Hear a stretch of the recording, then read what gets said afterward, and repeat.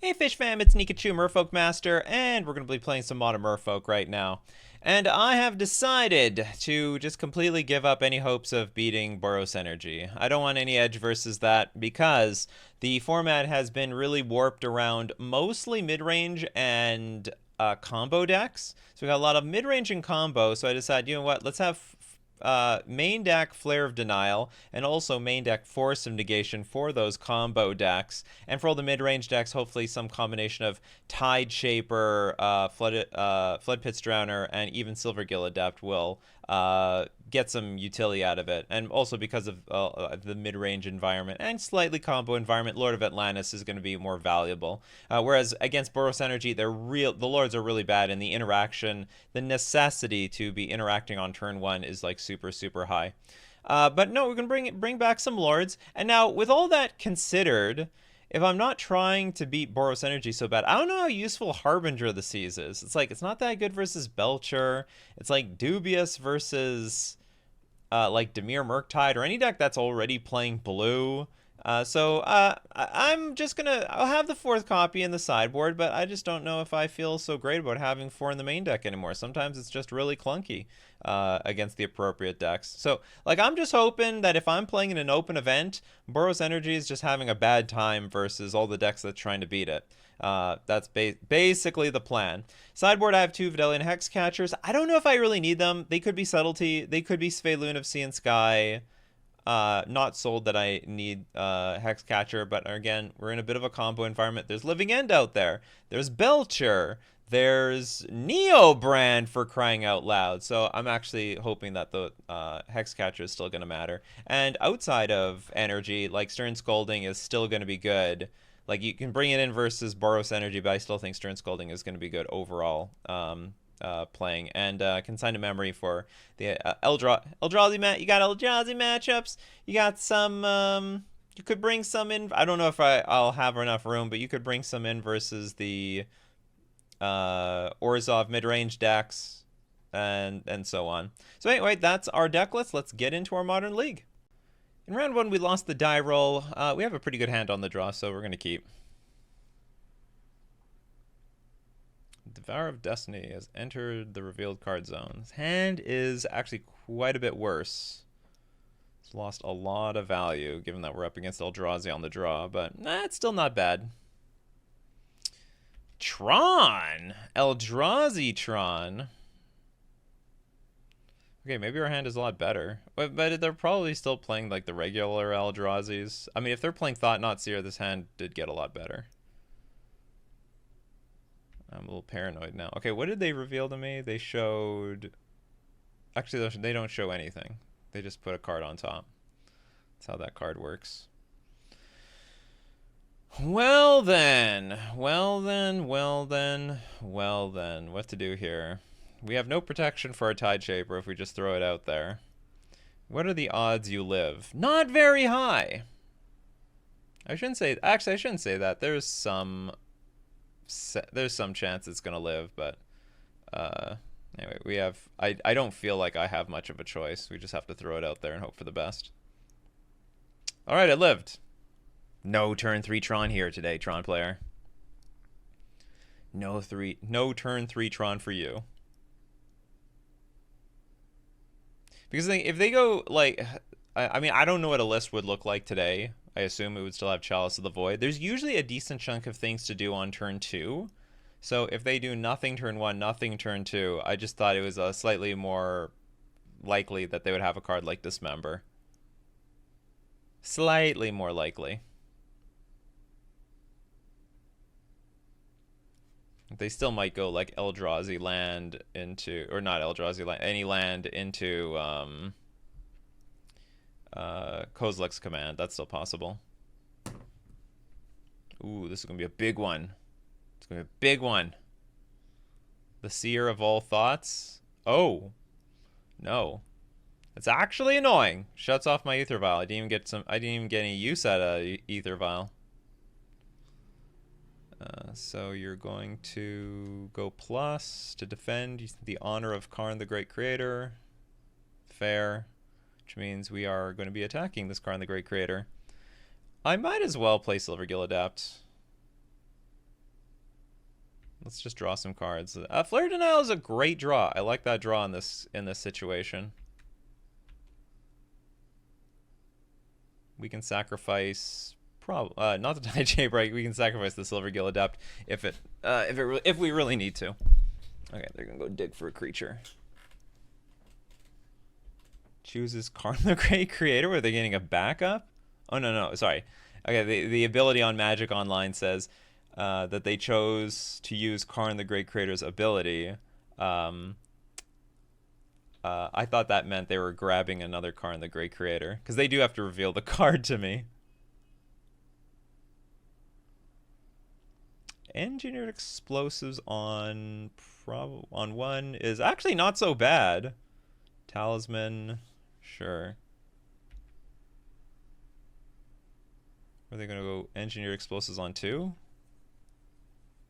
No, it's on 1.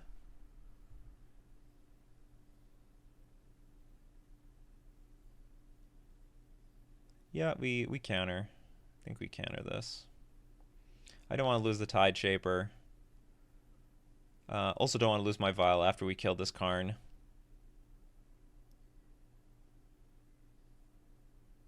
There's the tower. Even more reason to keep that Tide Shaper around as long as possible. But they're at the point where they can just start casting cards without any mana advantage. They have like what, 1, 2, 3, 4, 5, 6 mana in play.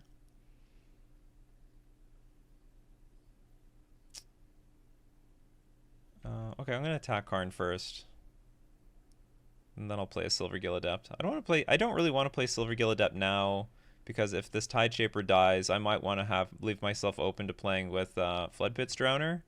They're gonna get a 1/1. You want to sacrifice? That is okay with me, because we're going to dismember it off the face of this earth.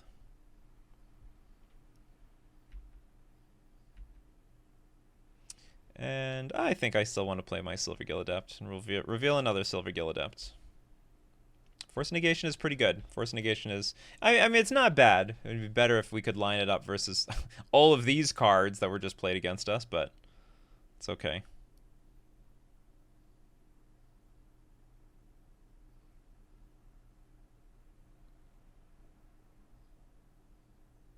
Devour of Destiny is 7.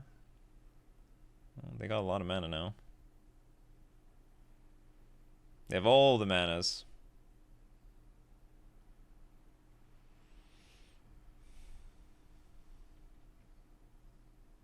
They didn't even need Tron. It wasn't even necessary. Oh, you want to kill that thing so badly. How much mana do you need?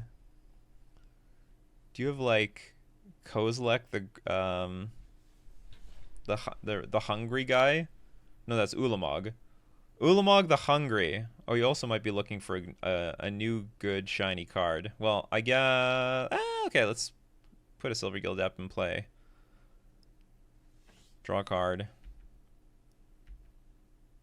Wasn't a very useful card, but I'll counter this. So let's maintain Island Walk. It's basically a 2-turn clock. Just in case if all is dust, I'm probably not going to play anything. I'm not going to play Master of the Pearl Trident. Not really happy with these draws. This was terrible. So attack for 6, you go to 13. Oh no, if I want a 2-turn kill, I have to play the Lord now. And I also have to hope my opponent doesn't play anything. So hold on, the Devour Destiny, when you cast an exile target permanent that's 1 or more colors, so they can put this back in hand. They have 1, 2, 3, 4, 5, 6. Oh, they're very close to casting that. I'm going to hold my Master in my hand for now.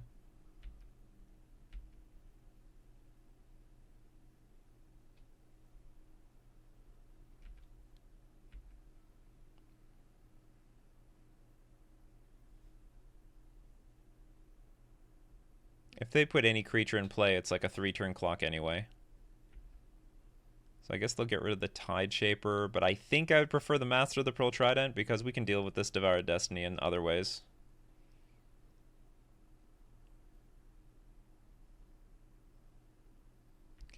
Tide Chamber goes bye-bye.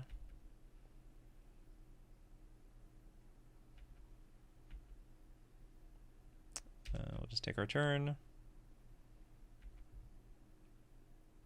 I'm keeping the Mass of the Pearl Trident in my hand to prevent it from getting blown up by like another Devoured Destiny or something. And we are now just drawing lands. Very, very sad. Big sad face. Oh, the only advantage to playing Master of the Pearl Trident is if I were to draw a Flood Pits Drowner, then I could tap the Devour and attack for 8. What is this, Ballista? Oh, Ugin. Cast this, exiling cards, sure. What's the first ability? Gain 3 life and draw a card. Well, I wish I had that ability right now.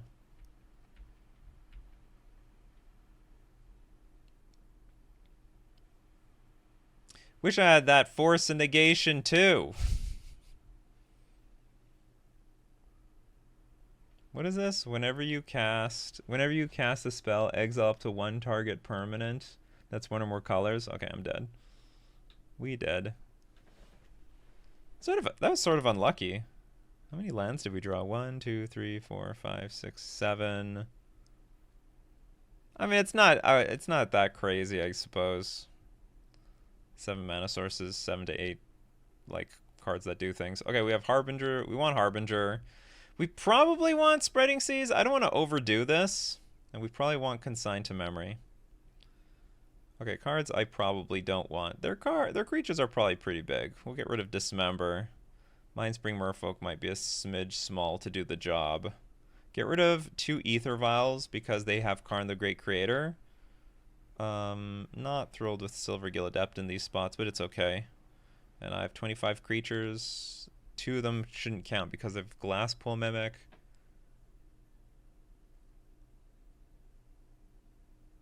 Let's get rid of 1 of Flare. I'll put a Silvergill Adept back in the deck.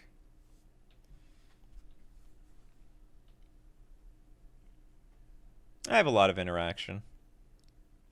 We got a lot of interaction. This hand is not that great. It's okay. It's okay. It's just lacking pressure, that's all. So if I draw another blue source, the hand will probably turn good. And then Harbinger of the Seas is probably not going to win the game by itself. That's all I'm saying. And I will probably depend on using this Force of Negation to counter those mana rocks.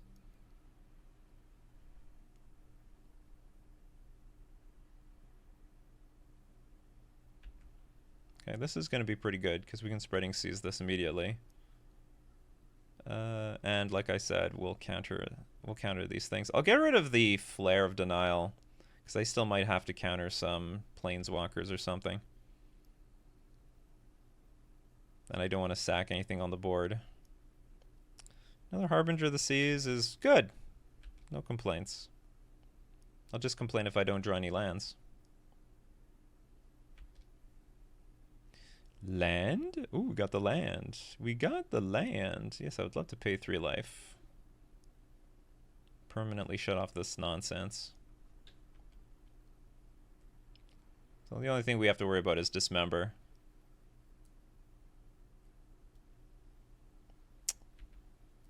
What did I say?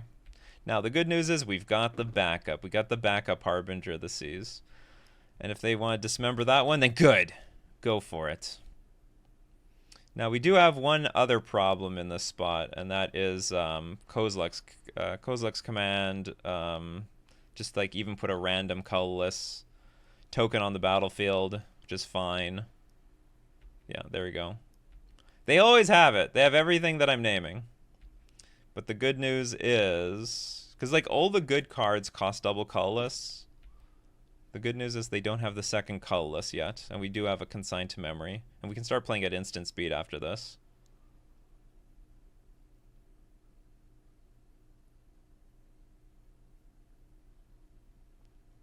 There's Karn. Karn sort of needs to be countered.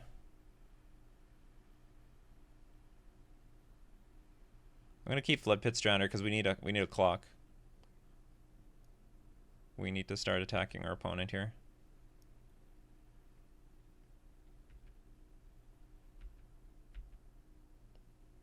There's a non-zero chance that I will tap down the spawn token and then actually just get rid of it.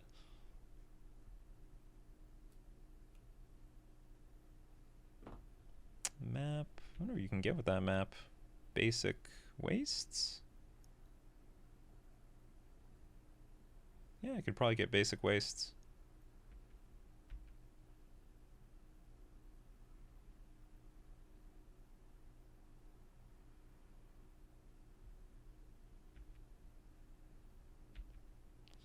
Lord of Atlantis? Nope.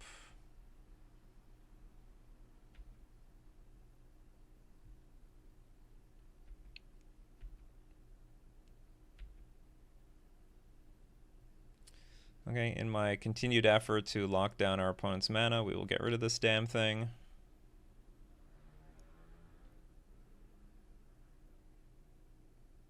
Because once they can play like a double colorless card, I'm screwed.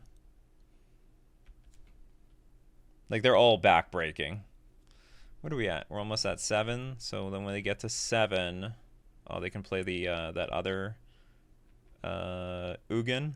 1, 2, 3, 4, 5. They have a 6th land in hand. I got a forest. There's green man in this? Ah, another dismember. Well, you've activated my Mutavault. And actually their Tron isn't really online either. I might be able to squeeze this by. Oh, okay, so sowing will eat up my Mutavault.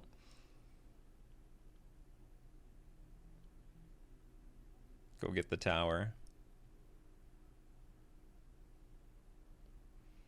Well, Flood Pit's Drowner at this point is not too bad. So long as they're a sort of empty hand. Like, I don't know what I can hope from my opponent's hand, but I'm sort of hoping that they're empty-handed. I'm going to take the 3, because I don't want to expose Flood Pit's Drowner to some sort of sorcery speed removal. But of course, at end of turn, I am going to tap this thing. Tap! I'm going to tap it down. Oh, it seems like they've got a Kozilek's command or something. They want to hold priority. That's right. Big Kozilek's command.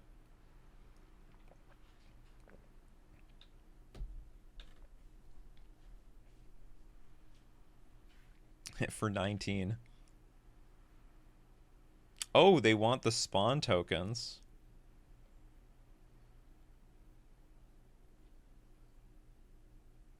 And they basically just put whatever card they want into their hand.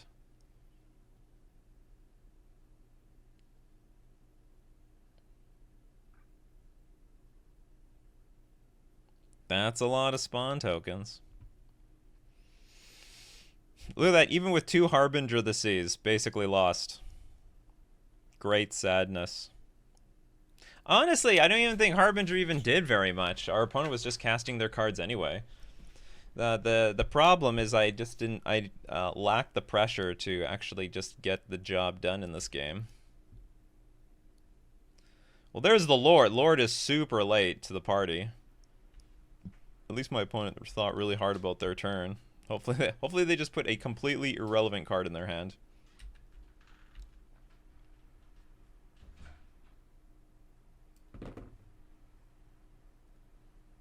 Like, there's a lot of air on the battlefield. Oh, no, I got nothing. I got nothing. If you got a grand scheme, then go for it. What's your grand scheme here? Karn? Into Walking Ballista? That would do it. That'd be pretty evil. That would be pretty evil, opponent.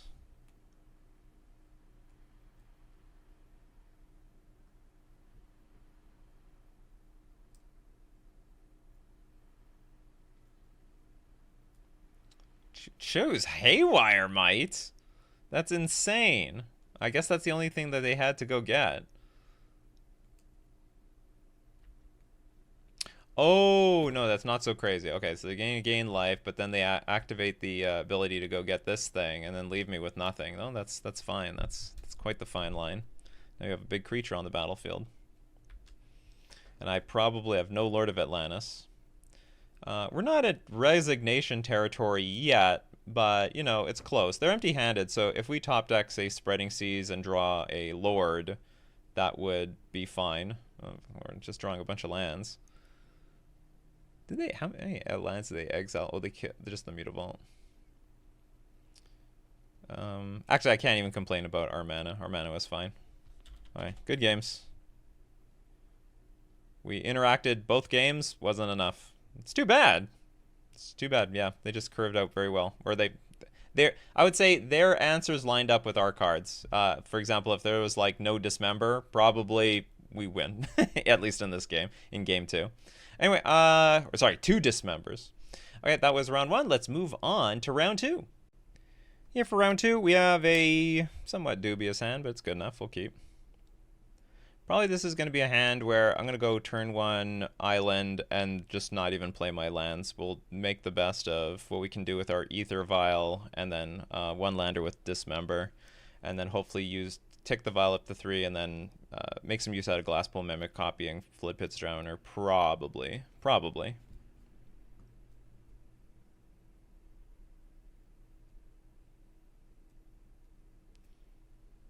That's the plan at the very least.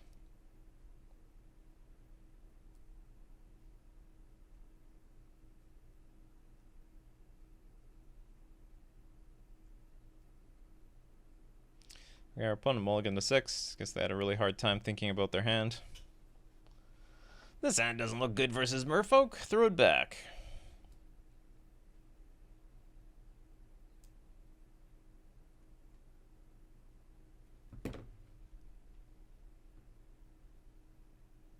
And we go with our turn 1 Ether Vial.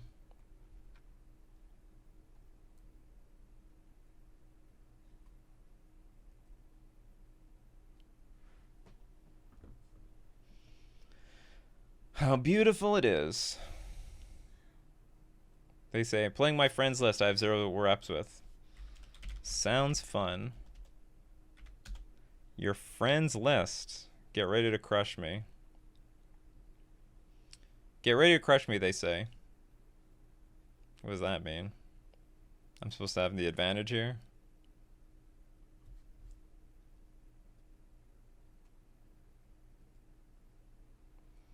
Oh. It's just Belcher.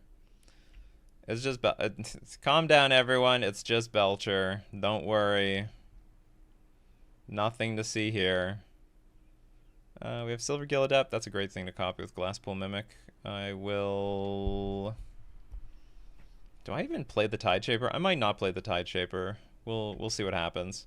I might use the Tide Shaper, keep it in my hand as a blue card for Force Negation.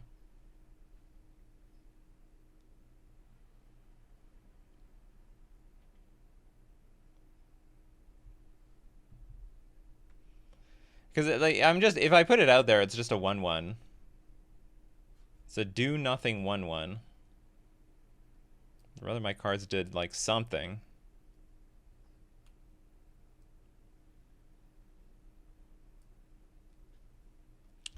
Thunder Trap Trainer. I cannot do anything about this except dismember it, which I will, so that I just have one less thing in front of me. Oh, you know what? I'm going to keep the Tide Shaper because I might need Island Walk anyway. Well, not really. I mean, you don't really need Island Walk versus this deck. You can just keep throwing your creatures in front of their creatures until something breaks.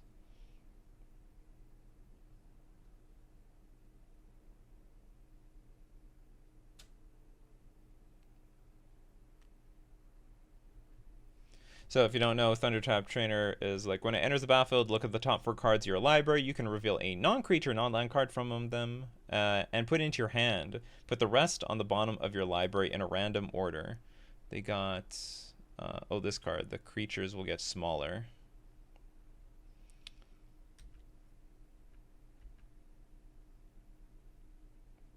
And I'll just make use of my Dismember here. My life total doesn't matter in this matchup.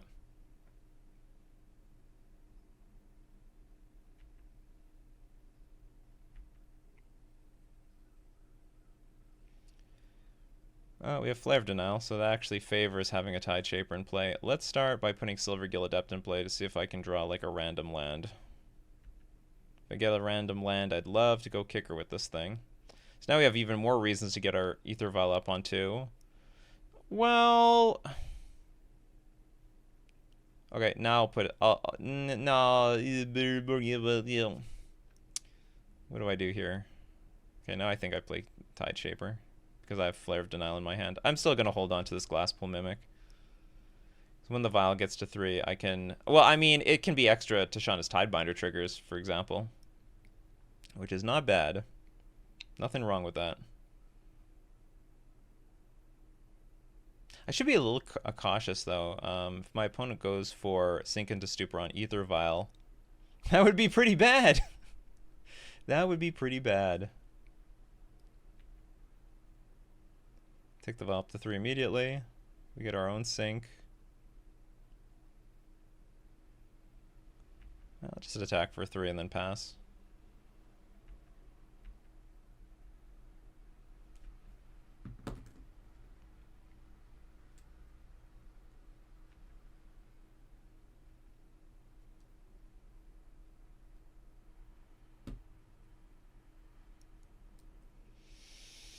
What was the point of this? If you shock and do nothing.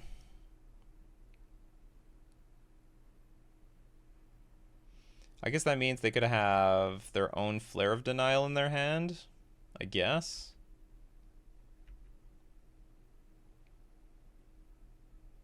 Well, if they've got... Well, if they got Flare, I'm actually fine with them using it on this Flood Pits Drowner if they want to. Okay, they don't. So we will...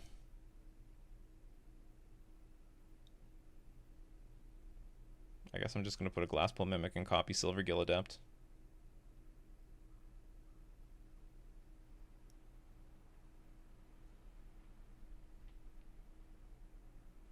What do you want to do? What do you want to do, opponent? What's up? You're going to let me draw my card. That's fine. Silver Gill Adept is good. It's a good draw. Just going to auto-yield some stuff. Drawing the 3rd land is fantastic, so now we can hardcast Force and Flare. I mean, game looks 1 from here. I'm just not going to do anything.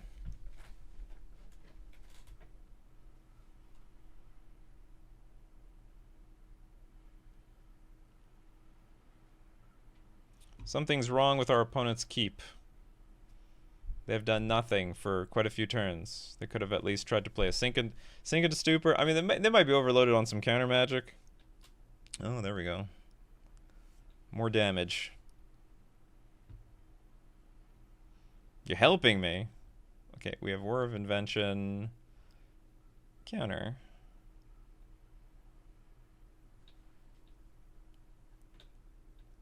What are you even going for? Oh yeah, the Lotus. The Lotus probably. Spend 3 mana to get another 3 mana in play. Okay, cards we want. We want Hexcatcher. We might want Consigned to Memory and Stern Scolding, because there's a lot of little dinky creatures that get value.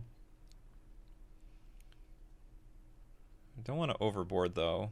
Okay, I don't need Harbinger. I don't need Dismember. 5 more cards. I like all the 1-drops. Don't need... I have 28 creatures. Sorry, I have 26 creatures, because I don't want to count Glasspool Mimic. So let's shave Flood Pits Drowner. Now we have 24. That seems pretty good, which means we have to lighten up on these counter spells. Guess we're lightening up on the Stern Scolding. Because Consign is worth too much. It also interacts with the creatures, but interacts with Belcher itself. And I don't mind Silver Gill Adept in this combo matchup, especially since we're going to 2-for-1 ourselves very often with Flare of Denial and Force of Negation. Okay. Oh, Tide Shaper. I don't really need that card. Okay, that's fine though. It's going to act as a random 1-drop for our flares. And our curve outs. We're going to curve out. This hand is good. I think the hand is good.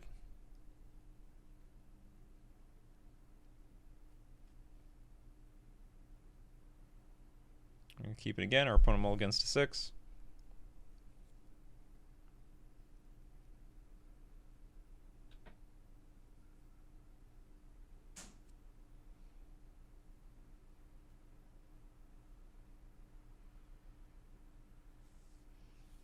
I should say this is a good matchup, but the way game 1 played out, it's not that good. You know, the opponent can put up some more resistance, or sorry, the deck can put up more resistance. Sometimes things just line up that they just crush you. Like you're trying to hard cast cards, and they sink this, they sink that. Did they put 2 Lotus Blooms? They did. All right, this consigned to memory is going to be really important for that Charbelcher when it comes up. Ooh, Glass Plummet. No, I'm just going to go turn 1 Mind Spring and mind my own business.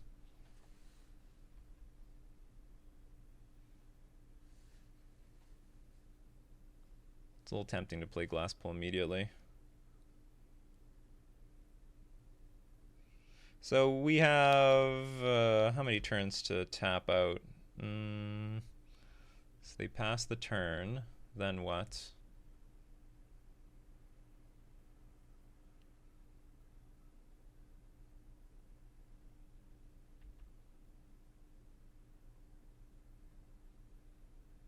So this is my last turn to tap out, I think, because if I pass, let's say I pass with Hexcatcher up. This thing goes to 1, then on my turn, if I play a Lord, these things go off. So yeah, okay, so next turn is the combo turn. Or no, I shouldn't say, the combo turn's coming in 2 turns, but I have to be prepared for it now. I would like to play around Mystical Dispute. That's a card that usually comes in this spot, but I mean, if they can counter this, then go for it. That's not that terrible. We've got a lot of other stuff like Hexcatcher here.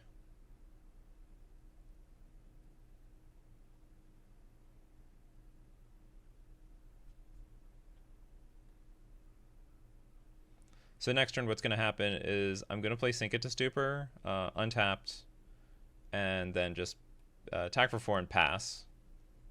And then we just see what happens. Both Lotus Blooms will resolve, though.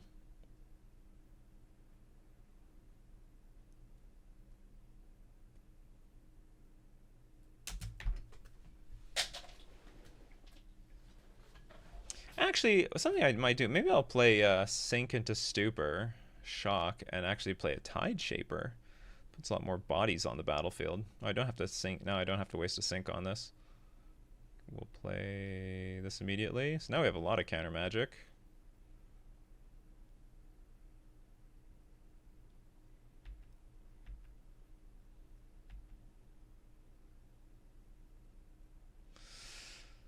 So how many counter spells could you have? You play 2 blooms.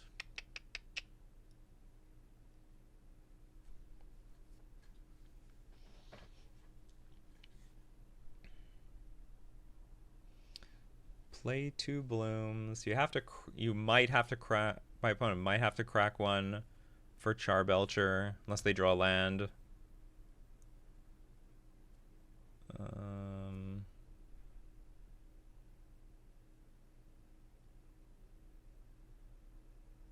What if I play the Tide Shaper here? How does that change the math? If I play Tide Shaper, then consign, I attack for 6 next turn. You go to 8. Then I have Hexcatcher on the following turn.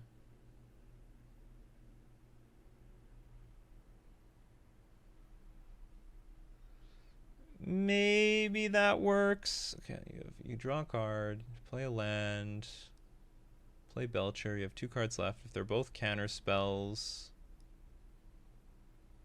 I lose? No.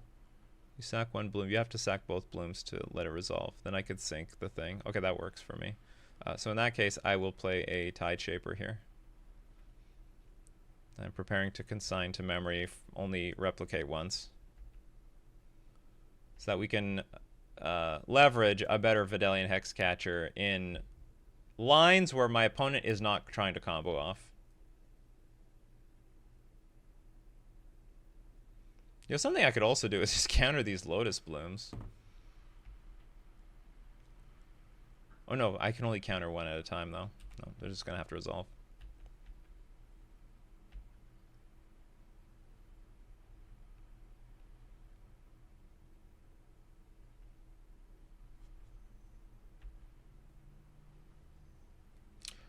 Oh no, I could have consigned both of them. I forgot I could.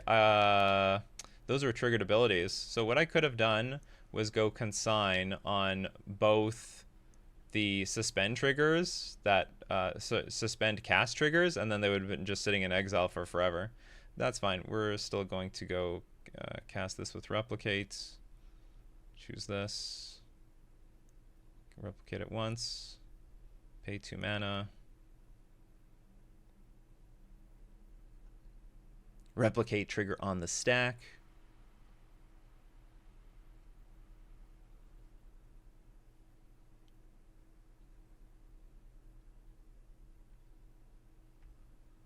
We get our second copy. Counter the Belcher. Yeah, same targets. So our opponent would have to use 2 counter spells here. If they have 2 Pactum Negations, I guess I lose. That would be very, very sad.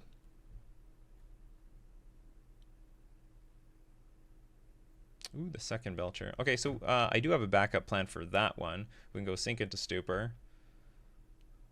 And then my plan was sink this, attack, go to 8, and then on the following turn Hexcatcher would win. Let's cast this thing right now. Is that gonna work? Yeah, I have to do it now. Sort of wish Hexcatcher was in play right now. I feel vulnerable. Oh! I feel very vulnerable. I feel lost now. Pay 3. Okay, I'm just going to concede. Turns out maybe I should have had that Hexcatcher in play. I didn't have a free turn to put the Lord of Atlantis in there. That's okay. See, I told you. Those decks, they're tricky. They can put up some resistance. They have enough counter magic to like force some stuff through.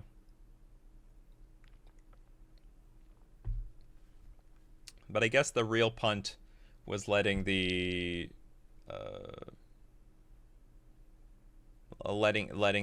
blooms resolve. Although maybe, well, I mean, it did make a difference because they didn't draw land, but you won the die roll. I would love to go first. This hand's not good. We only have 1 land here, so we're going to mulligan. This hand's not good because it doesn't interact with anything. Oh, no!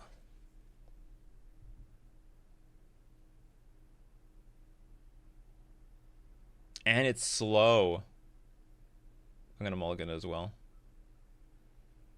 Oh, no. Oh, no. Okay, we're going to keep. We'll dump both vials. I'm going to play a Sink into Stupor naked. Put this Tide Shaper out there naked. And we are hoping for some good cards off the top of our deck. Not only that, we're also hoping our opponent's hand sucks. A lot of things need to go right here. Okay, well, that's one step to a future that I want to see. Master of the Pearl Trident revealed. We drew another Sink into Stupor. That is also good. So now we can play our Lord next turn.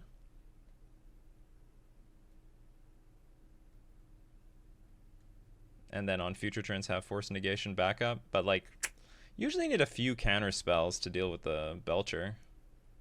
Belcher player, I should say. Okay, cannot interact with the Archaeologist. They found a Belcher. Do they want a Belcher? Do they want to Sink into Stupor? They probably want a Belcher. Who doesn't want a Belcher these days? Yeah, they chose a Goblin Belcher. A Goblin Char Belcher. Tasha's Tide Divinder was great. We're going to play this. Pay another who knows how much life. Play Lord. Hopefully it resolves. Might not. I mean, a Flare of Denial is played here will not be the worst thing for us.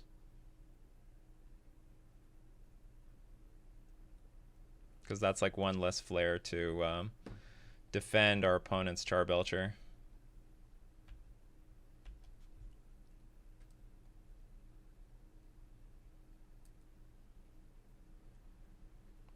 I mean, I can't complain. Our draws are good. These are good draws here. They found 2 Philogis and a Tameshi.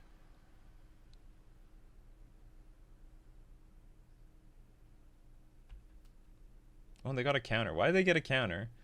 If you don't put a counter on this creature? Oh, is that how it works?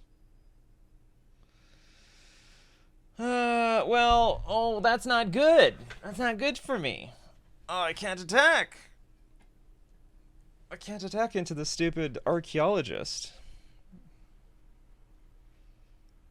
Did I side out all the Flood Pits Drowners? I side out the Dismembers and the Flood Pits Drowners. This is awful.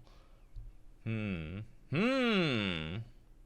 not really in a position where I want to play my Vial either.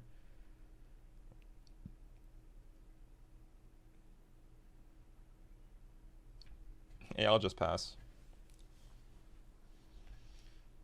I have to save this Force of Negation for the Charbelcher, and then when they protect it, that's fine. And then we'll have Tashanda's Tidebinder on a future turn.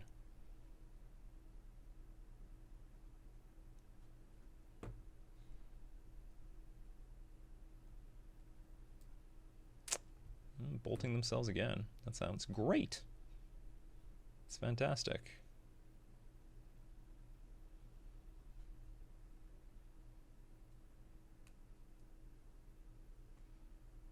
Disrupting Shoal, pitching Force Negation is fine.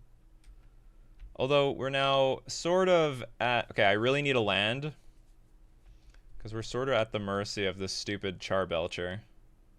Like, we can't tap out ever now. And, well, I mean, we're basically losing here.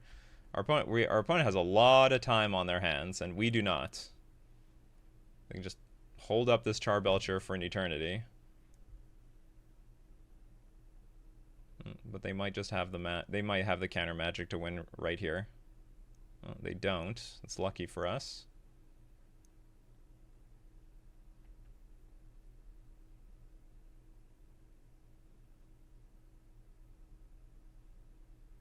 Put 3-time counters on Lotus Bloom. Okay, okay. So maybe we have a chance. That's a good draw.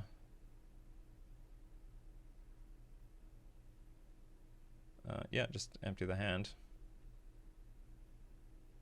Attack for as much as we can.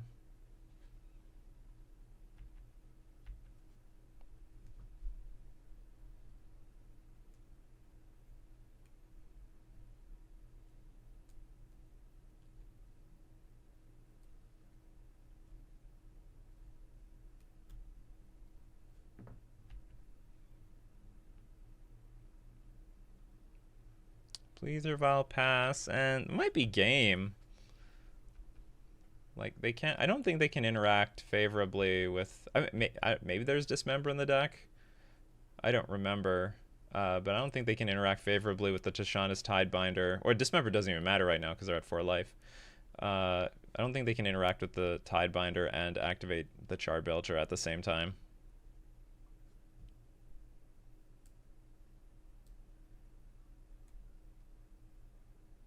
And we can just freely attack into our opponent next turn.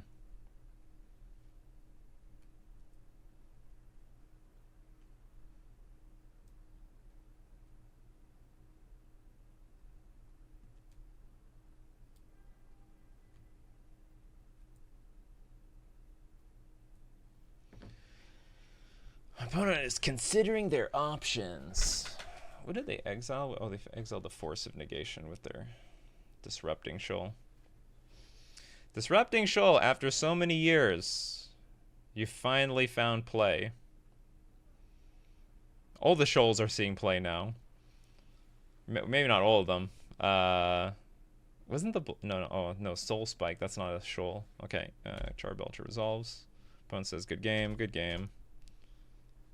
Lucky on us, though. Mulliganing to 5 on the play with no counter magic and then drawing into...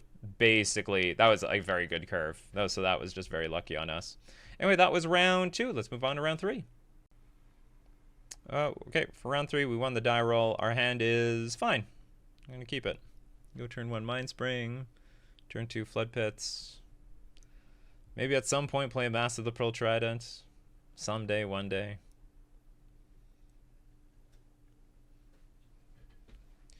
This hand is either really good or really bad, versus depending on what our opponent... The hand is actually pretty balanced, but...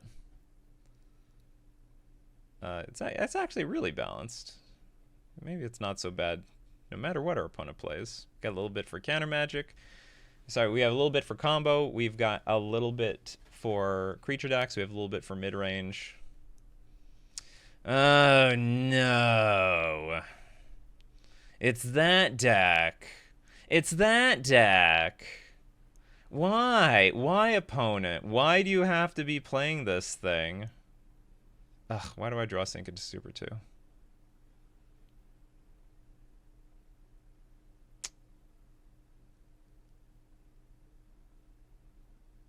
I'm just not going to play Master of the Pearl Trident.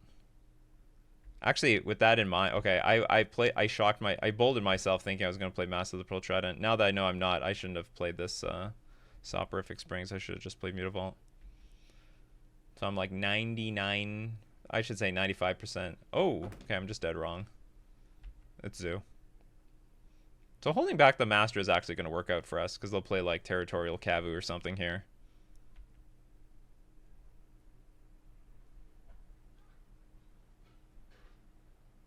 Oh, Scion. So I have the option Flood Pits Drowner, the stupid thing.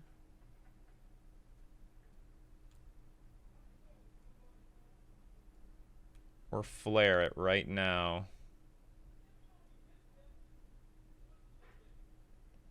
I think I'm gonna Flood Pits Drowner and hold Flare to protect my Master of the Pearl Trident. It doesn't have lifelink, it doesn't have hexproof, doesn't have squat.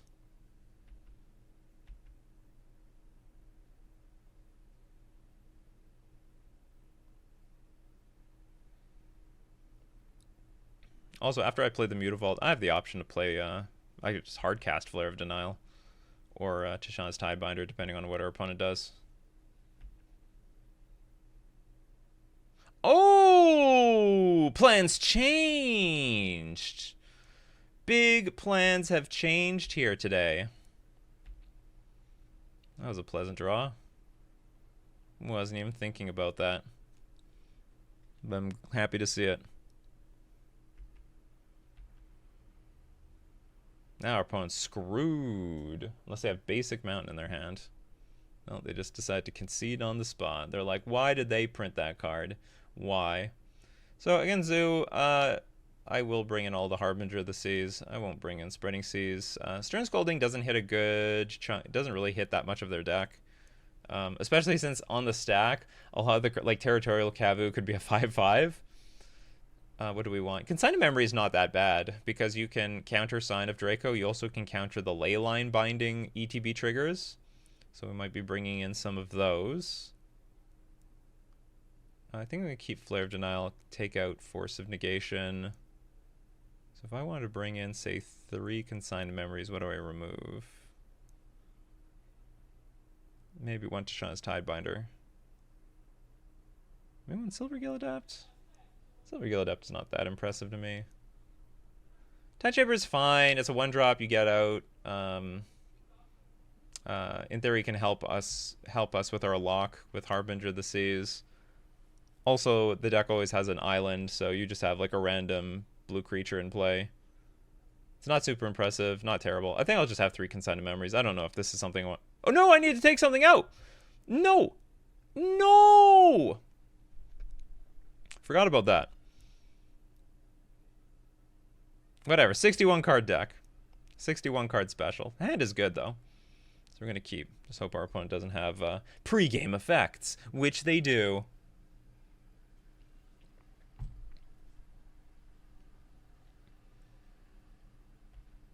Now we do have Sink It to Stupor in our hand, which is very good. Consign? Not consign.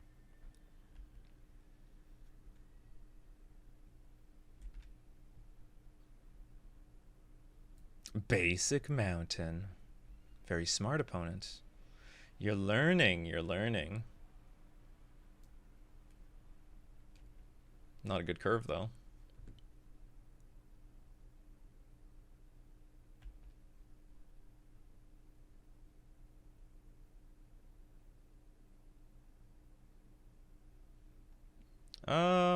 Glasspool Mimic is fine. I'm just gonna play this thing. And hold up our Dismember. They put one card on top of their library, which good for them.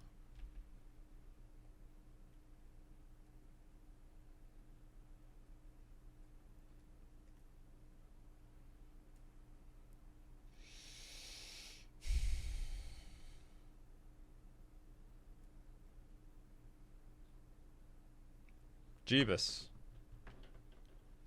Fable. Oh, wasn't really seeing this coming.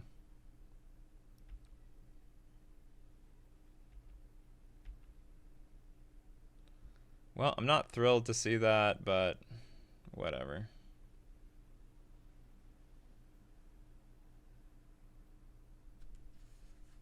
No, I'm not really sure what to do on my turn. I think I'm going to keep the Tishana's Tidebinder for the turn that this thing flips. Oh, we got a Silvergill Adept. So what mana do they have? Their mana actually sucks. Or not, it's not that bad. Actually, you can't recast. Can you recast this card? No, of course you can. You just need 4 lands to do it. Okay, I'll play Silvergill Adept. Do I play Silvergill? Do I play Silvergill Adept? I'm gonna just throw out a Harbinger of the Seas.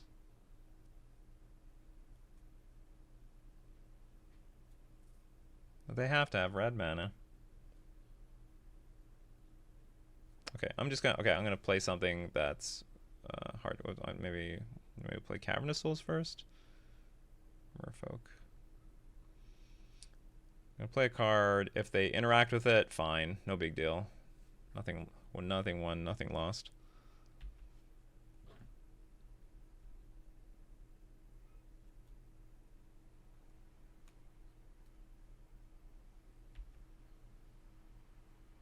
Another Tishana's Tidebinder.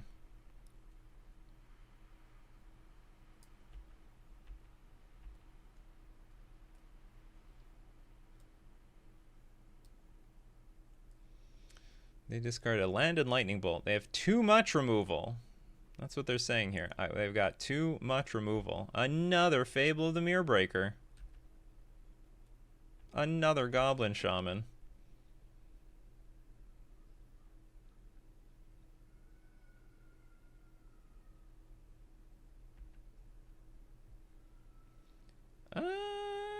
Okay, if you want to trade, we can trade. We can do tradesies. Okay, they don't want to do tradesies. Because they don't have enough mana. So we're going to Tishana's Tidebinder, the 3rd chapter of this Fable. Which one? This one? Yeah. That's not resolving.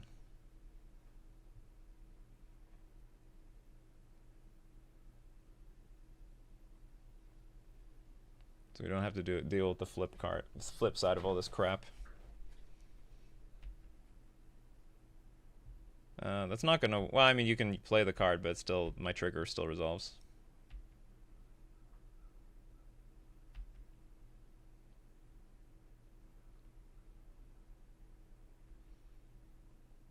They discarded Flage and Wild Nicodle. Okay. So we might be under pressure to play Harbinger of the Seas next turn. Oh boy, they must have a lot of removal. Actually, it might not matter. The goblin's gonna make 2 tokens, and between the plains and the mountain, they'll get Flage in play anyway. Well, I needed this a little bit earlier.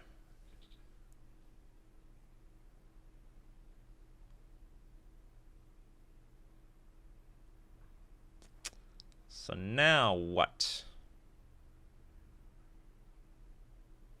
They get Flage. I still have to stop this.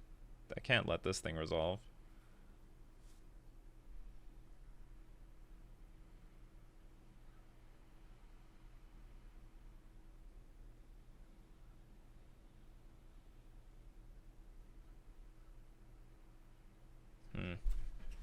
Okay, I think I also want mana. Do you know what? Let's just put this in play. I'm just gonna pass. So it looks like we're gonna Tishana's Tidebinder, this Fable of the Mirror Breaker, and then play Consigned to Memory on the Flage.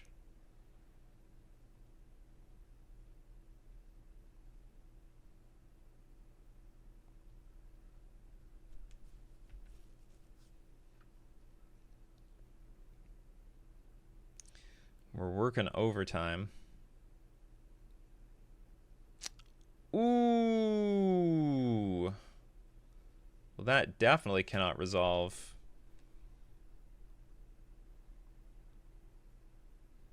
But then I don't have anything for Flage. Okay, so Flage enters, and I just have to top deck something.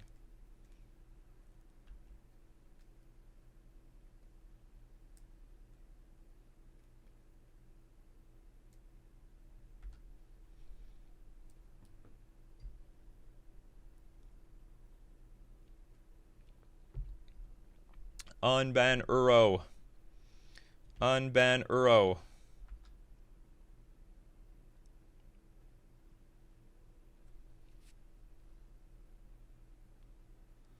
Okay, we got a Silver Gill Adept. Silver Gill Adept might find us a little something. You can find me something, Silver Gill Adept. Did I show Harbinger before? Well, we're going to do it again. Find me a little something. That's a little something. That is a little something indeed. It's actually a big something.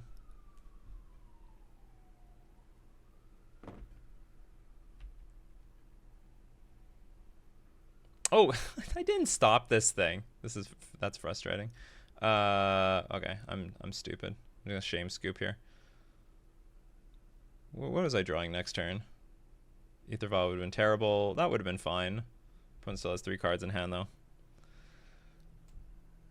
So what I would have done is Flood Pits the Flage and then try to block the Goblin Shaman. Because Goblin Shaman's pretty important. Wow, they still have creatures though. I mean, they showed us Nikachu. Maybe they sided out Territorial Kavu. That seems smart. Do I want to change anything? Probably not.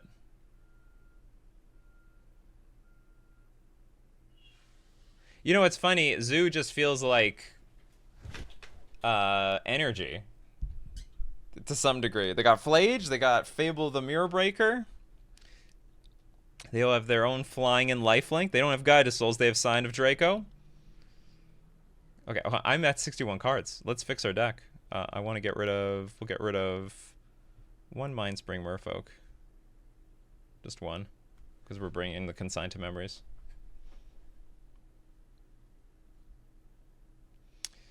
This hand is super awkward.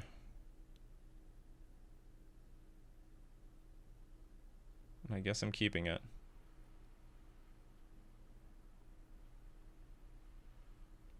I have 2 ley lines. Just in case I think about dealing with one of them. The hand's awkward because these lords they're like fine but not great. But it's going to be hard to hold up interaction like Dismembering Consigned to Memory.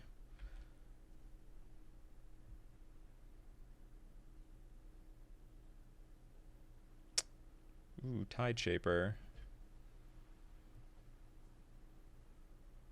Guess I'll bolt myself, and I guess I'll play this Tide Shaper. And pass. This is going to telegraph so strongly that we have like some interaction at 1 mana, but like, what are we going to do? We cannot let Sign of Draco just do its thing. Okay, how many Sign of Dracos do they have? Now we can tap out, fortunately. There we go. We have full permission to tap out at this point.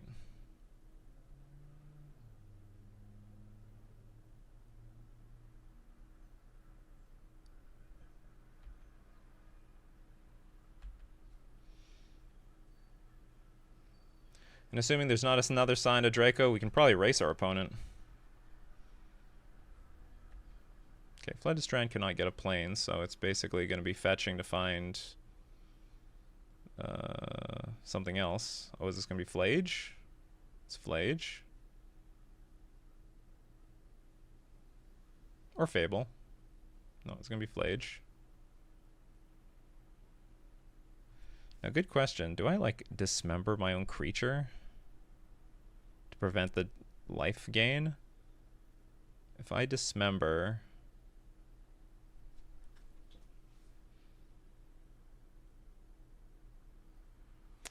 If I dismember, I play a Lord next turn, attack for 3, opponent goes to 11, and then I follow it up with, like, another Lord.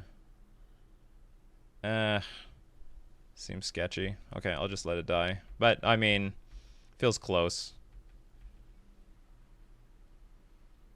The more logical thing is to not dismember my own creatures.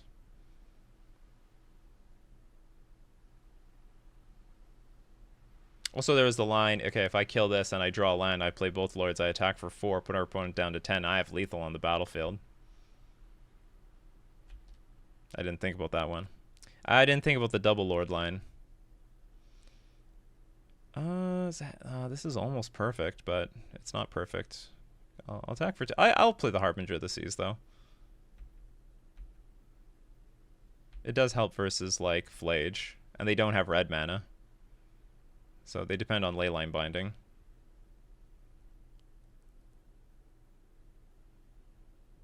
Oh, which they can't even... no, they can play. Yeah, because this is technically all the colors.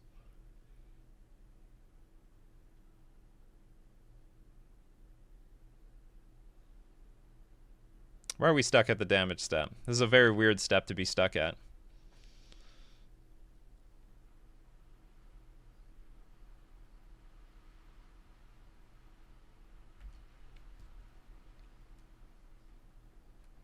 Now, all we need is Tide Shaper. Ah, why do you have to have another mountain? That's rude. Okay, here's Scion. Into another Scion. Territorial Kavu. Come on, Tashana's Tidebinder. Tashana's Tidebinder. You've got to be kidding me. Okay, so at least we can counter... What can we do? We can double block this thing. Okay, can I even realistically race? I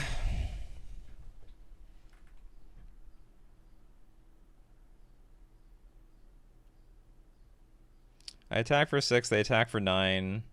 Seems pointless. Attack for 6, they attack for 9, so they're 3 life. They go up 3 life. So I attack for 6, they go to 9. They gain 9, so they go to 18. So they're 3 life higher. Whereas if I don't attack, they attack with Scion. What does this thing do? This creature attacks, choose 1, discard a card. And also this is 9 damage at a time. Maybe I should just not do anything. Well, double blocking is also risky. So attack for... Okay, hold on. Attack for 9. I go to 8.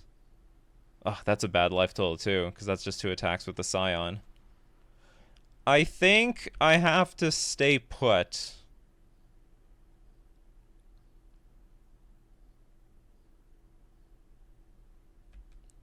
Okay, we have to preserve our life total. We can outrace the life gain. What is there? Oh, it has First Strike. No, I couldn't do that. Stupid.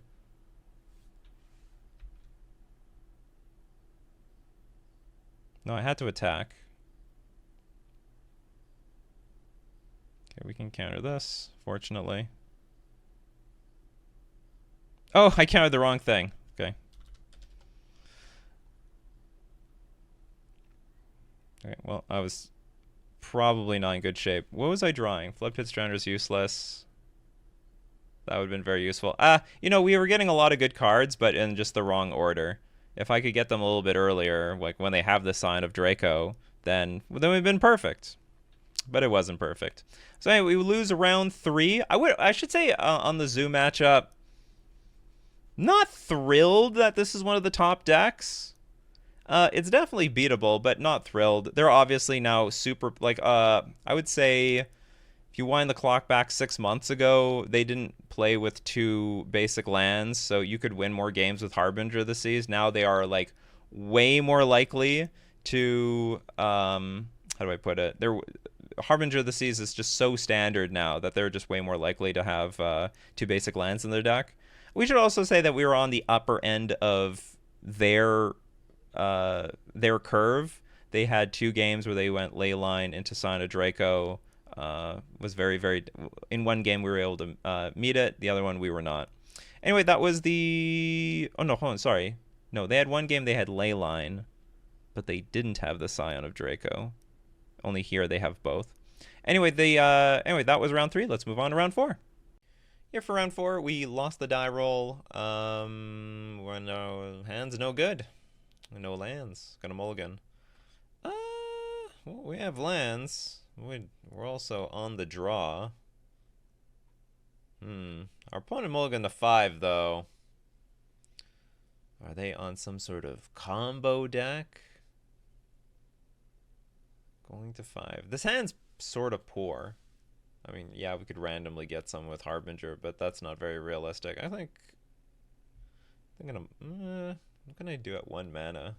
Like if I look for a hand with a 1 mana play, they are not so great on the draw, unless it's like Tide Shaper and I'm up against a blue deck. Okay, I'll just gamble with this hand. I mean, we do technically have some utility lands like Ottawa and Sink into Stupor, but both these cards are not so impressive on the draw. Also, I'm not going to be thrilled that I have to show my I have to show my Harbinger of the Seas when I play Silvergill Adept. What is this? Grixis Control? This is a very nice island. That's a Final Fantasy island. And our opponent is already going to flip Tamiyo immediately, but we found Dismember super clutch. The clutch Dismember. Opponent's plans. Gone. They mulligan to 5 for that hand. So hold on, what are we up against? Is it I don't know yet. Could be Affinity for all I know. Could be Affinity. Another Tamiyo. And how the hell do I use this Harbinger this season? Okay, it's definitely Affinity.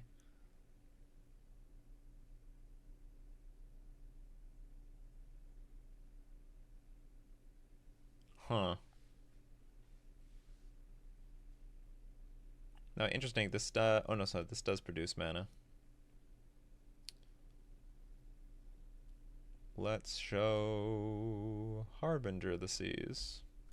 It's awkward though, because if I play it next turn, then the Urza Saga is infinitely a construct making machine.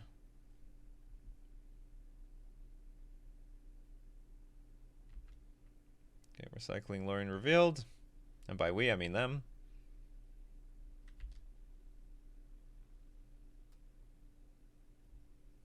They shall investigate around here.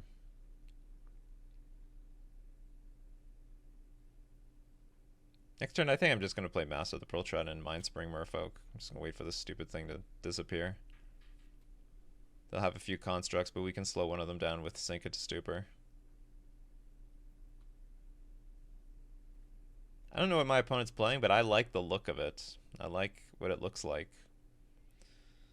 That card could be okay.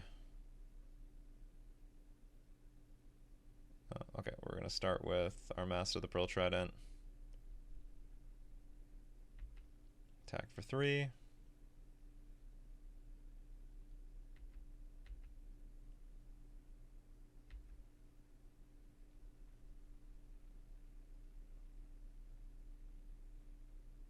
Play a Mindspring and pass.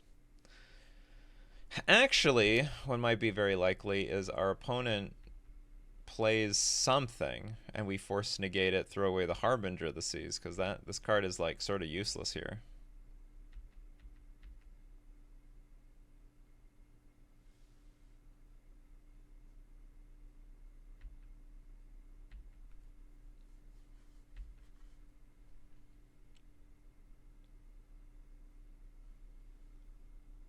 Yeah, I assume they got Shadow Spear.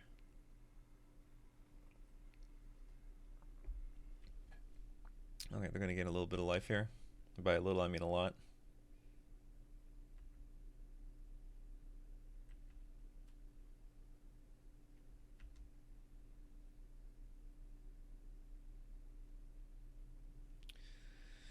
We're getting whacked for a lot of damage. Okay, so we have to sink into Stupor this card. Oh, this construct's enormous. 1, 2, 3, 4 million artifacts on the battlefield. So what, I have to chump block this? I guess we'll chump block with Silver Gill-Adept for now.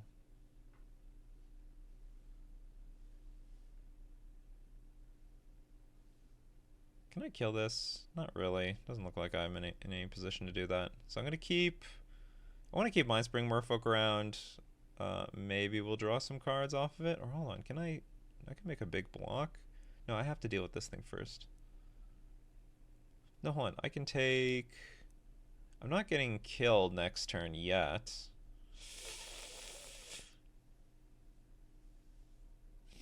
Tamio, I'll remove this, shrink this to a 6. It'll go back up to a 7. I need to hope my opponent plays an artifact that doesn't kill me. Sorry, like an artifact that I can at least force him to negate. Okay, so I'm gonna attack with everything. I'll go to 1. At least that's the plan.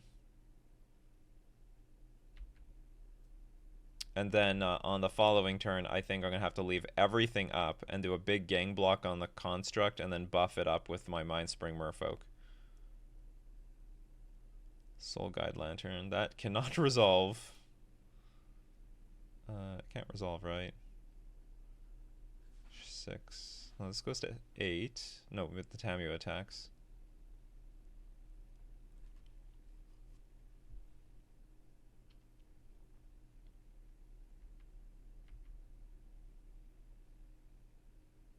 Oh, but the Shadow Spear can then go on the Tamio. Well, then I'm sort of screwed anyway.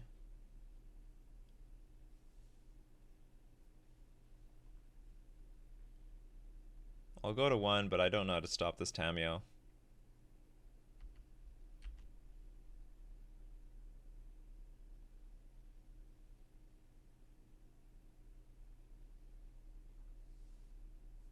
Sure.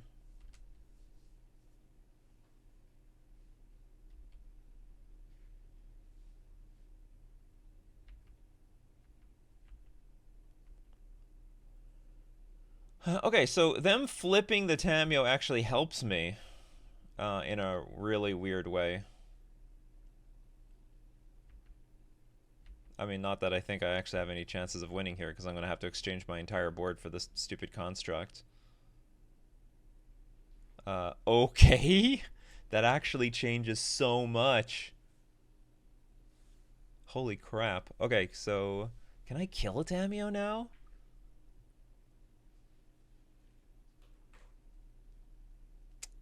I can attack for 4. All right, so let's do that.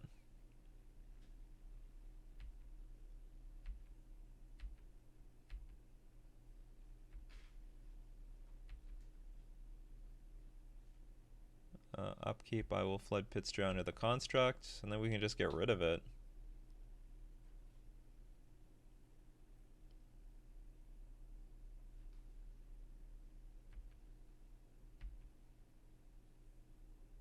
Now, of course, our opponent has a bunch of card draw over here. So draw they will.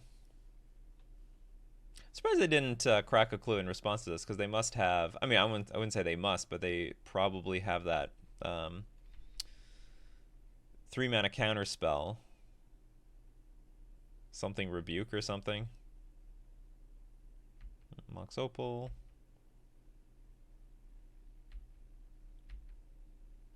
I like what our opponent's doing. I like the look of their deck. I'm actually super tempted to play this deck.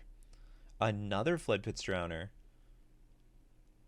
So... Ooh.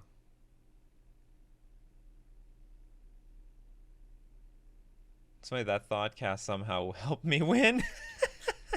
Well, I haven't won yet, but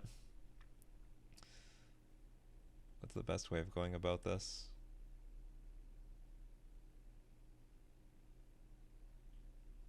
Just thinking what I'm supposed to do with this Mind Spring Merfolk. Okay, what am I attacking for right now? This is 3, 5, it's 10? Okay, let's just attack for 10.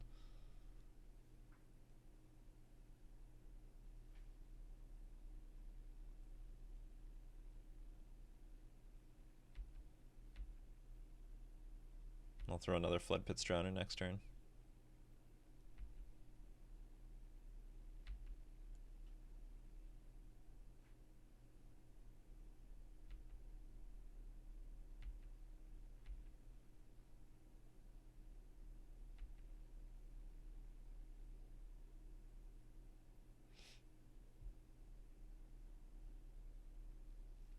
That is... could be awkward.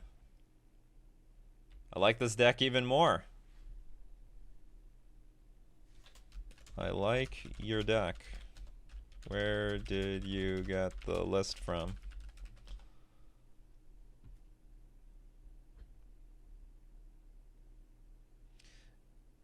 I know I'm mostly known as a Merfolk player, but I love just any sort of like mono bluish type of deck, and this is really up my alley. Oh, they said Aspiring Spike. Okay, I'll go check it out.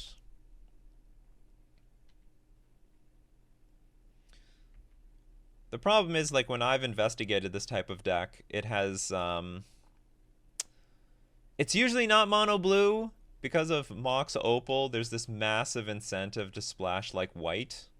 Just have another color in the game. Oh, is this now where we're going to see the counterspell? Yeah. Yeah. Unless I pay 3. Oh, so am I lost now? Did I have to play this Flood Pits Drowner last turn? Because I only have 8 power in play. Lord? That is awkward as hell. Yeah, I guess I was supposed to activate this last turn, attack for like 1 more, and then I don't even... I forgot if there's... well, anyway, I didn't even know there was going to be Urza being played against me, but I should have suspected at least 2 extra creatures that could block. So now I'm in a spot where we can't attack with everything. We do have to make 1 chump block, and I have to block Urza at the same time.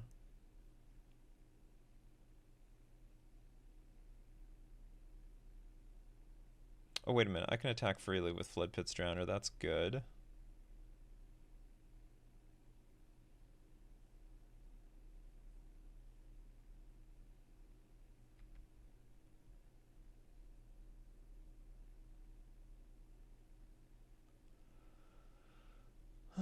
Okay, we'll attack for 6. I have to use Sink into Stupor on, well, basically the Construct. Although, if they move the Shadow Spear to Urza, that would be super awkward. Very awkward for me.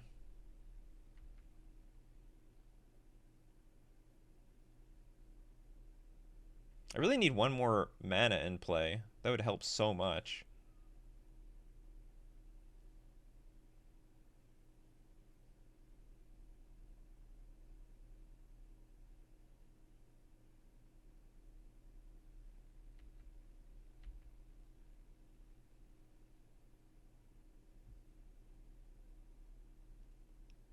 To attack or not to attack? That is the question. Attack it is. Leaving Urza behind. You could attack with Urza, actually, because you can untap it with this thing. Alright, this is... let's see if this works. If this gets countered, we're dead. We're, like, super dead. I didn't want to bounce at upkeep, because if I do, then they just move the Shadow Spear to the other construct. Come on, activate Urza. Activate Urza! Aw, damn, it's another Metallic Rebuke. Okay, I'm dead. What an interesting game. I mean, I shouldn't have won game 1, period. I should have been lost to the stupid Tameo, but because it weirdly flipped, I actually had a chance, and I top decked my Flood Pits Drowner. But then I, like, certainly punted that somewhere. Probably I was supposed to activate my Mind Spring Merfolk for just 2 mana and deal a bunch of extra damage. Okay, so what do we want here? I don't know how good... I think Spreading Seas might be worth a little bit more than Harbinger of the Seas, just to hit Urza Saga. Because I don't want to... It was fine playing Harbinger of the Seas way later on in the game, when you could kill an Urza Saga, but like if it's going to have the Construct mode on it, then it's not going to be worth it. So I would rather they play Urza Saga turn 2, it adds mana, but then I Spreading Seas it, and then it just doesn't do anything after that. Stern Scolding actually looks really strong because it counters, I think, everything in the deck, or all the creatures, and probably Thought Monitor as well. Dismember is going to be fine. I may not need the pitch spells. They're probably fine too, but I'm going to try to live without them. Oh, I have some room to bring something in, huh? Okay, Force Negation I think is a little bit more valuable if they're playing with the... I don't know the exact list, but not Cranial Plating. It's that Nettle Cyst.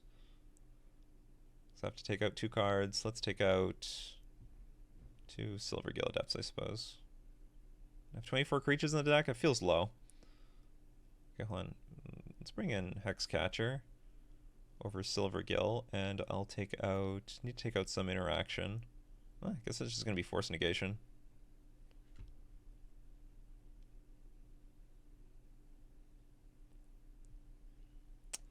This hand sucks.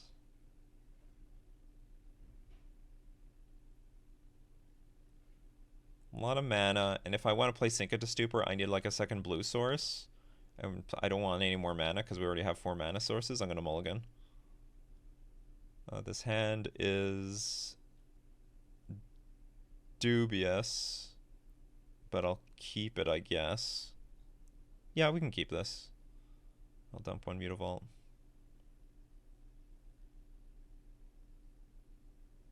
Yeah, we'll dump a Mutavault. And I will go... I'm actually going to go Island Pass. We've got to hold up the Stern Scolding. I'm just going to nail like whatever we can hit on turn 1. And apparently we hit nothing. So I'll follow up with a Glasspool Mimic, I suppose. Yeah, I'll definitely follow up with Glasspool Mimic and pass. And then if we hit something here, we can go Silvergill Adept, reveal Mind Spring, play Mind Spring, and follow it up with a Lord. Now this looks like we're up to something. It really looks like we're up to something. I cannot interact with this. Equip creature as a wizard. Whenever you cast a non-creature spell and whenever you draw a card, put a +1/+1 counter on this. Sure. Even more reason to go blue. Love it.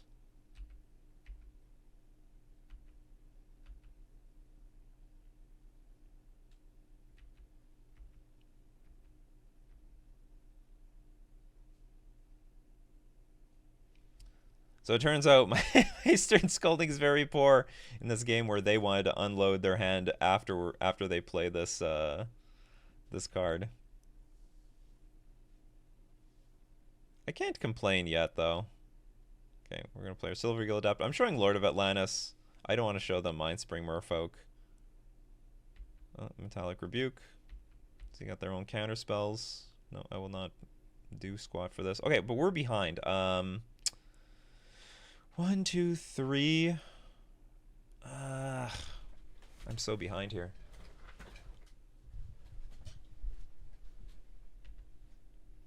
I'm still holding up Stern Scolding, even though it's completely against my interest. This creature enters equipped creature as a wizard in addition to its other cards. I mostly am holding up Stern Scolding for like Urza. To be honest, I think it's really telegraphed that I have Stern Scolding.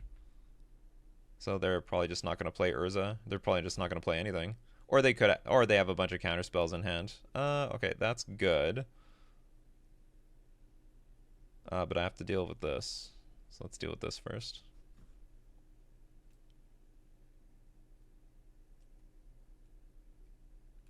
Damn, you've got all the counter spells. Counter spells for days. Oh, Sink it to Stupor.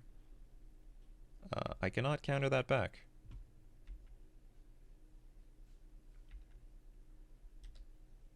I'm dead. I'm just dead.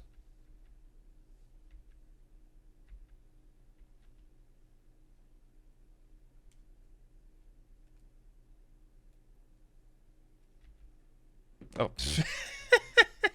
Okay, I'm like, I'm dead. This is one of those games where like, okay, I've mentally checked out. Now the one thing I can finally counter happens and I let it resolve. No, I can't beat Urza Saga in this stuff. We're just like way too far behind. Okay, we're gonna concede. But I like this. I like this deck. I didn't. So I was thinking of some sort of decks like this, but I never thought about Astrologian's Planisphere, which is like a great addition to this deck, because it does a lot of things that Merfolk does, except it gets to play Urza Saga a lot better than Merfolk would. Okay, that was round 4. We're going to move on to round 5. Here for round 5, I won the die roll, and the hand looks fine. We're going to keep it. We have Dismember for turn 1. We've got some Silvergill Adepts for the following turns. Land pass.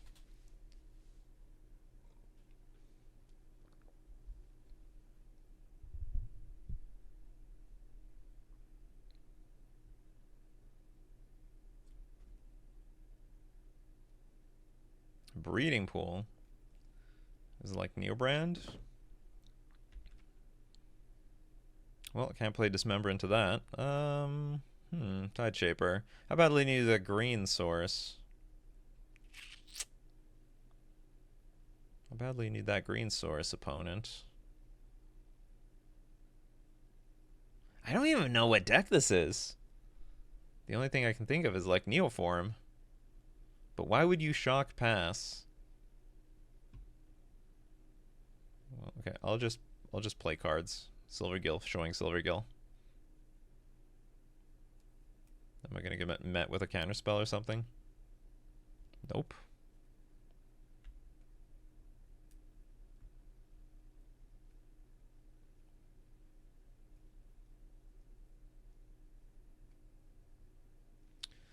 Why the shock? Why the shock? It's like a big sign of strength. Okay, so it is Neoform. Hooting Mandrills.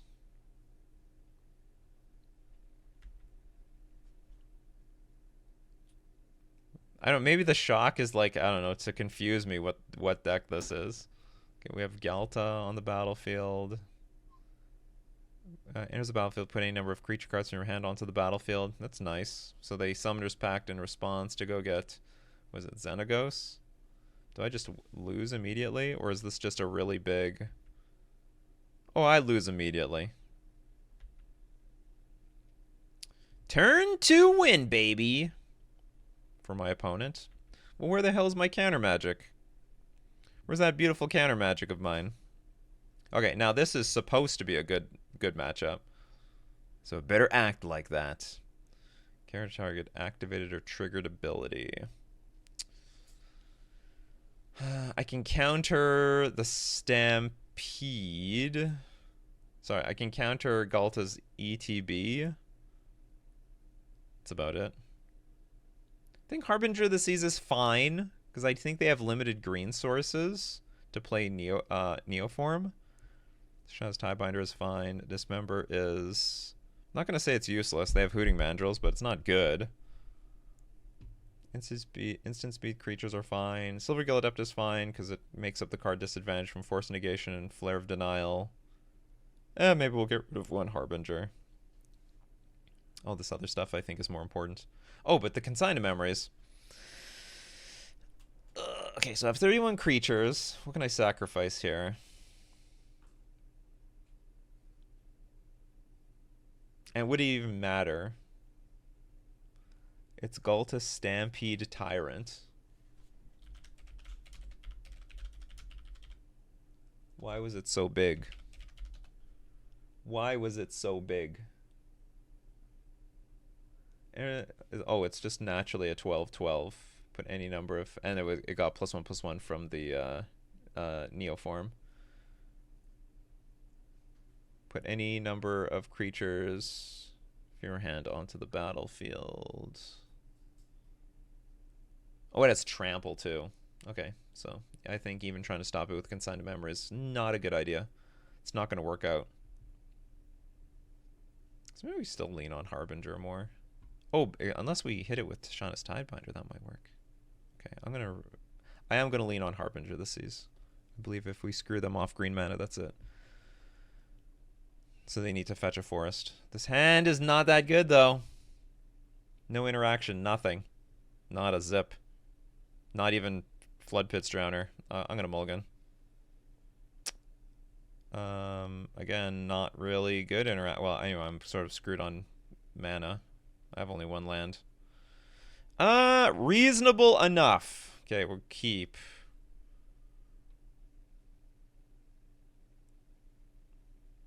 I think I'm just gonna dump the Flare of Denial. Flood Pit's Drowner looks like an equally good card in this spot.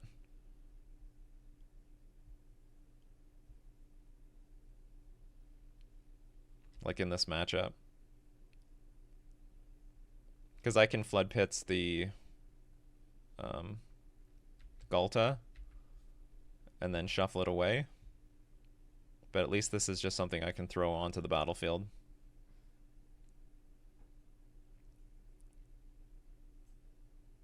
Tishana's Tidebinder is good too. It's fine.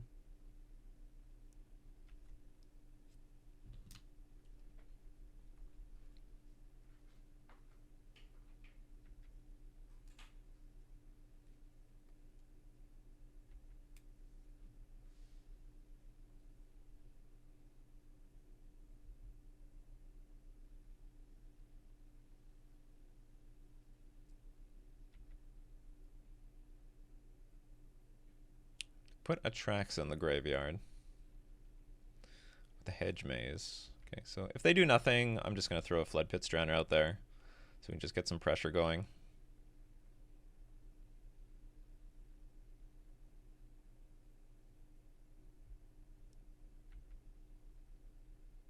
Land? Okay, we got a land. It's very useful. That means I can just throw out Tishana's Tidebinders now.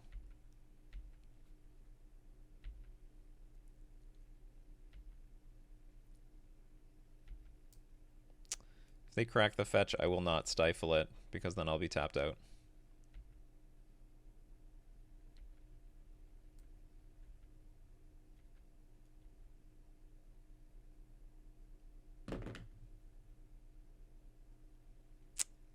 Still not gonna hit that.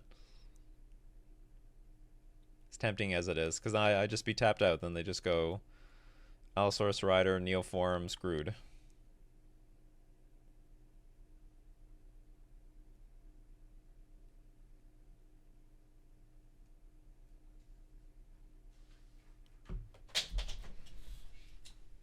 It's time for Hooting Mandrills. Alright, Hooting Mandrills is on the battlefield. You got a Hooting Mandrills. But I have a Flood Pit's Drowner.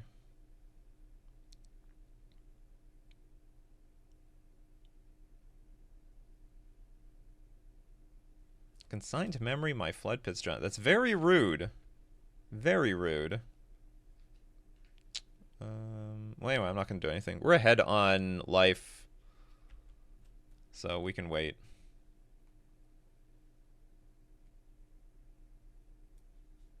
Or I should say, like, they're not going to attack us, because if they do, then we can attack back, and we're winning the race. So from here, it just looks like I'm going to be... it would be great if I get one more land so we can play Mindspring Merfolk. And then, I mean, if they want to keep passing the turn, we're going to draw a bunch of cards and buff our creatures up by quite a bit.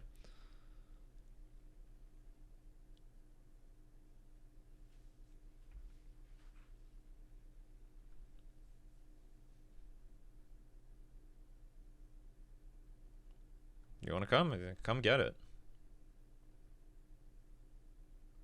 I don't mind at all.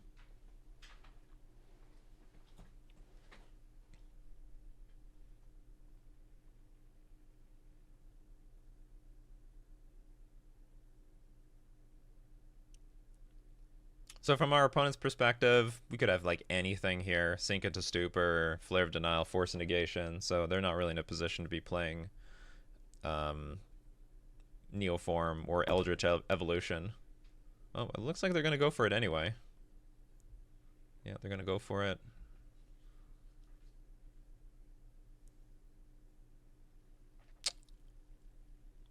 No! That's not an ETB I can deal with. Okay then. So I'm just dead? I need to sink into Super, the stupid thing. Or Otawara.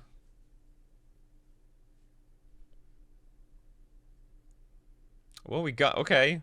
Okay. Costs 4 mana, though. Okay, so we have to wait a turn.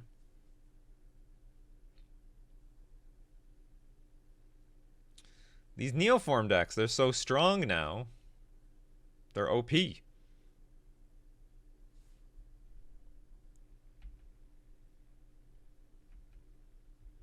there any white mana in this deck for this card?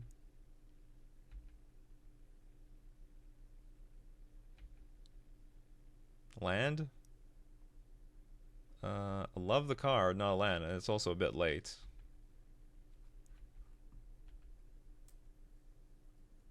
Yeah, we're just gonna get bopped by this Elesh Norn for a little while.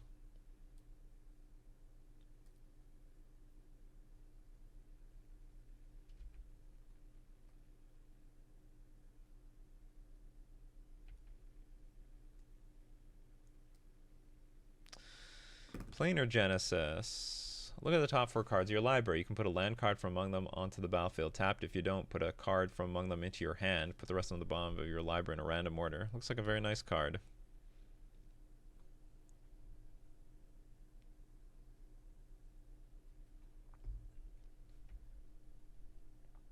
I believe they did not put a land into their... Oh, it's instant speed, too.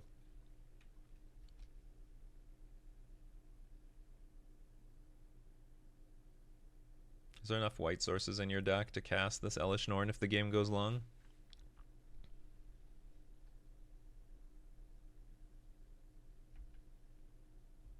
Land? We got the land. Alright, now we can start sort of doing things.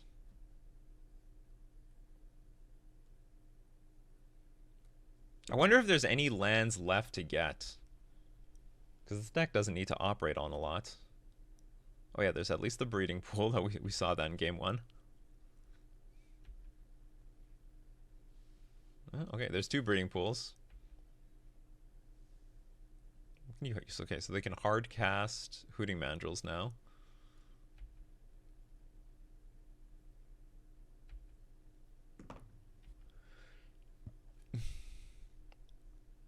Okay, consign to memory this. This is not a triggered ability, this is an activated ability.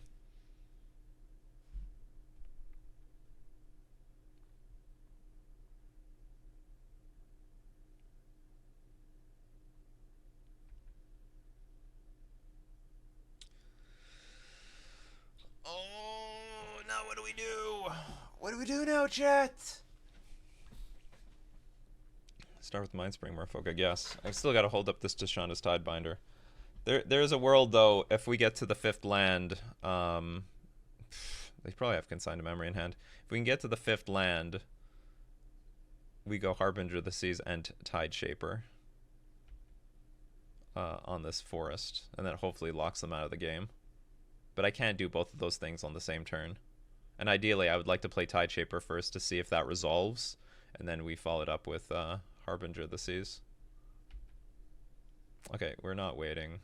Time for waiting is over. Got to get pressure on the battlefield.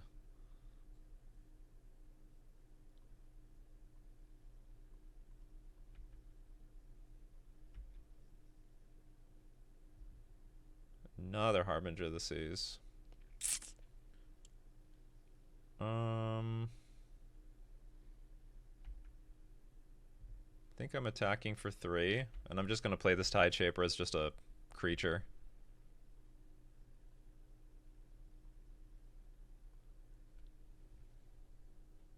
Can they counter this? Do they want to counter this? And so if they pass the turn again, I can activate the Mindspring Merfolk. We'll have 9 power on the battlefield. Close but no donut.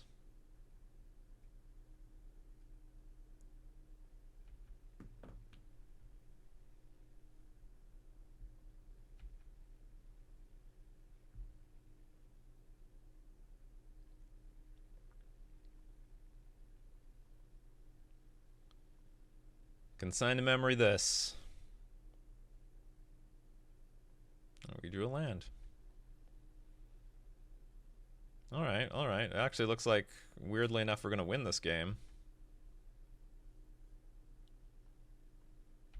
I didn't think that was possible after that Elish Norn was played. Opponent will go to 1. Mr. Rainforest is dead. And we're just going to hold up Tishana's Tidebinder and force negation, and I don't think they can come back from this.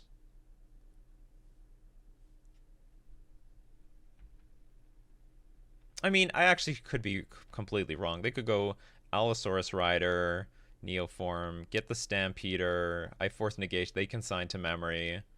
So, I mean, there's a lot of room for this to go wrong. What the hell is our opponent doing? Oh, you may exile a green card from your hand to play this. You're going to gain X life. All right. That's fine. You're still dead next turn. Got to do that a few times. What is this thing? It's a 3/3 druid. This creature enters, you may sacrifice another creature. If you do, you gain X life and draw X cards. That's not bad. Okay, so this deck actually is built for the long game. It's a lot less all-in than I would have suspected. I have to admit, you know, Mindspring Merfolk has been pretty underwhelming for me lately. I mean, it's fine here. Maybe I've misused it in the past, but I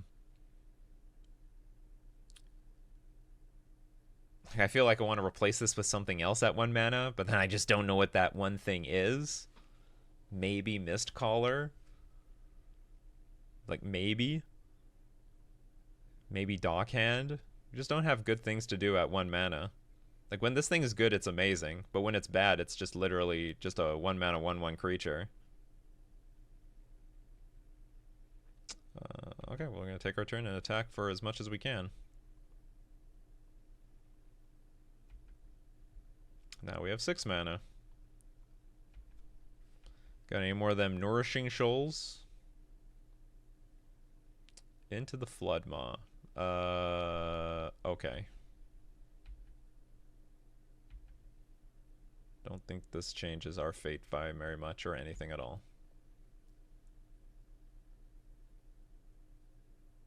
We now have double Tishana's Tidebinder and Force Negation. Alright, we go to game 3. I'm not gonna go down so easily.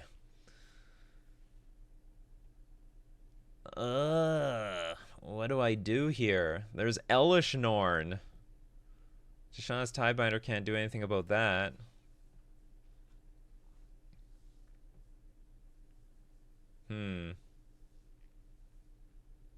Stern Scolding does nothing. Consigned Memory does less than I thought it did originally. Okay, well, we just have to submit this, I guess.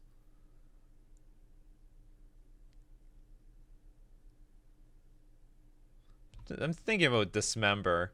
There's like quite a few games where we're just passing the turn back and forth. Is this worth having?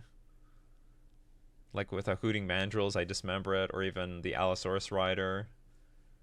Maybe not. Every single time they've played those creatures, they sack them immediately.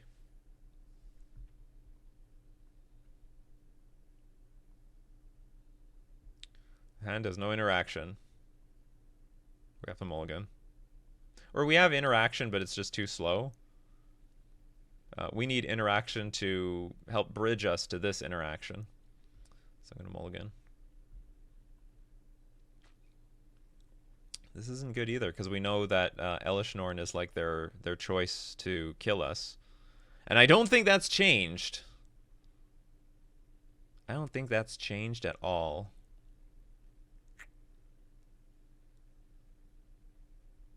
I'm gonna go down one more. Mulligan. We're going 4. There we go. There we go. We finally got there. We finally got there. What's our hand gonna look like? I guess it's gonna be Mind Spring, Flood Pits, and a Flare of Denial. Or should I cancel? Hold on.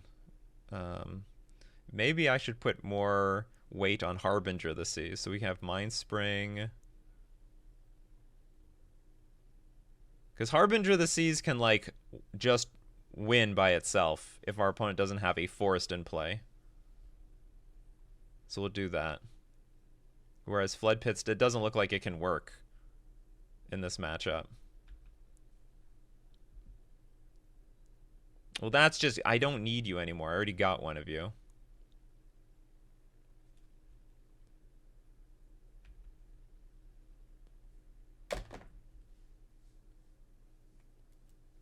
Mystical Dispute?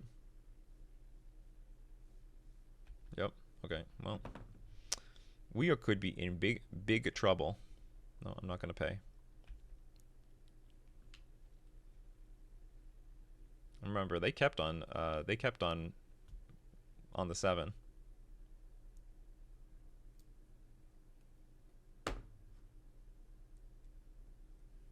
Ooh, they don't got anything yet. Well, they need a little bit more prep. But, you know, this is the magic of Neo brand. I mean, I don't want to call this Neo brand. What is it just called Neoform now? It puts a lot of pressure on, say, me to mulligan to at least one answer. Otherwise, you know, I'm just dead. You know what? Let's shock. That might represent something. Could be a sign of strength. I'm hoping it's a sign. Ah, damn it, they got Misty Rainforest. That can go find a forest. Making my Harbinger of the Seas not nearly as strong. Okay. Okay. So I'm hoping they crack this Misty Rainforest and they go get a, what's it called? Surveil Land, which they do.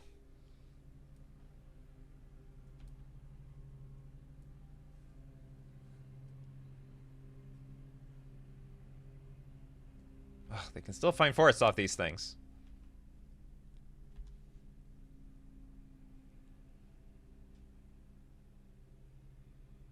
Oh, but we found the Tishana's Tidebinder. Oh, I can also, yeah, we can actually counter this. If we're allowed to. Because we do have the Flare of Denial.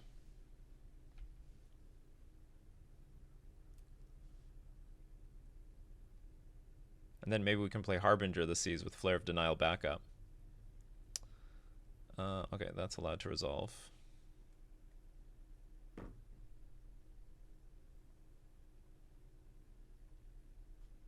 you have Mystical Dispute? Nope. Alright, well that was pretty good for us. No! No! Oh, they got that one! I didn't even know they had Generous Ent in the deck. Okay, they put a card on top of their library, but it's useless. I've got Harbinger of the Seas.